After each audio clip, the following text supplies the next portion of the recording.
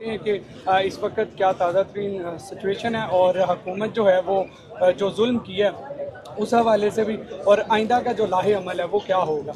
अस्सलाम वालेकुम मीर साहब। जी वालेकुम सलाम। जनाब, सबसे पहले तो मैं आपके साथ अफसोस ही करना चाहूँगा कि आप मज़लूमों की खातिर निकले, लेकिन आप खुद वो जुल्म का शिकार हो। जुल्म का शिकार हो गए, मज़लूम बन गए। जी बिल्कुल ऐसे ही है। तो आप देखें कि जी पूरी दुनिया में लोग निकले और ऐसे ऐसे ममालिक में भी निकले जहाँ तसव्वुर नहीं किया जा सकता। जी बेशक। उनकी हुकूमतों ने उनको फैसिलिटेट किया। हमारे पता नहीं किसके एजेंट हैं। अब तो कुछ रह नहीं गया बाकी।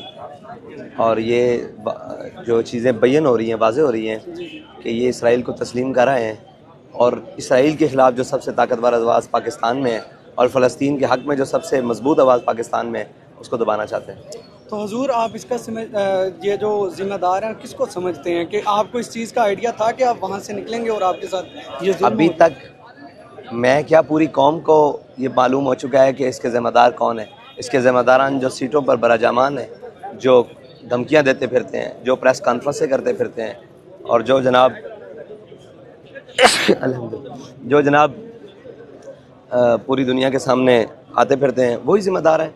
जो आकर कह रहे हैं कि इनके ज़ख्मी भी नहीं हैं, इनके शहीद भी नहीं हैं, इनके कोई भी नहीं है। ज़ख्मी तो हमने खुद देखे हैं, स्टेट फायर वो रिकॉर्डिंग हमारे पास सारी मौजूद है। तो शहीद नहीं देखे आपने? देखे हैं, बिल्कुल देखे हैं। शहीद, ज़ख्मी, ये तो जवाब वो देंगे कि बारूद से हमारे इन प्यारों के जिगरों को क्यों चीरा गया, गोलियों से इनके दिमाग क्यों खोले गए, इनको क्यों अब्दी नींद सुलाया गया, किस जुर्म में। तो जनाब, अभी कल रात को ख़बरें आ रही थी कि जो है मुज़ाकरात होने जा रहे हैं, पहला दौरा शुरू हो गया, तो इस वक्त तक क्या उसकी सूरत हाल है? देखें, ये कोई ख़बरें हैं आपके पास सोशल मीडिया या मीडिया के ज़रिए, कोई अथेंटिक हमारे पास भी अभी तक नहीं आई।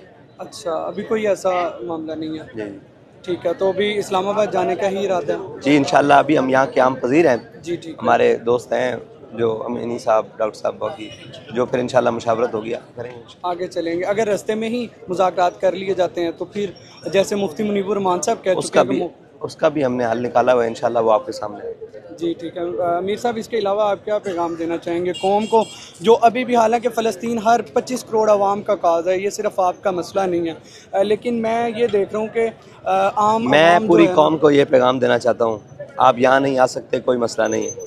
आप जहाँ बैठे हैं आवाज़ उठा सकते हैं, कलम है लिख सकते हैं, डॉक्टर हैं इंजेक्शन और गोली पहुँचवा सकते हैं, लगा सकते हैं, आप वकील हैं, आप कोर्ट में वाक़या उठा सकते हैं, आप दुनिया के किसी शोबे से हैं, आप जो भी काम करते हैं उसके अंदर अपना हिस्सा मिलाइए, अपनी आवाज़ मिलाइए, अपना कदम मिलाइए और पूरी दुनिया को ये पैगाम दीजिए कि ये कौम बड़ी गैरतमंद है, ये कौम फ़लस्तीन के लिए यकजा है, ये कौम मज़लूमों के लिए यकजा है और ये यकजहती के लिए इंशाअल्लाह आखिरी सांस तक।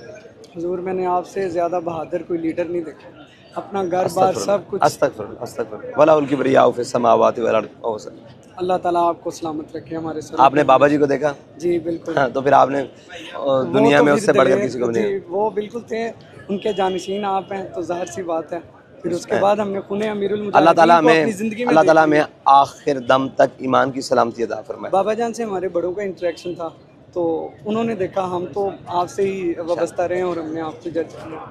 अब दुआओं में याद रखें।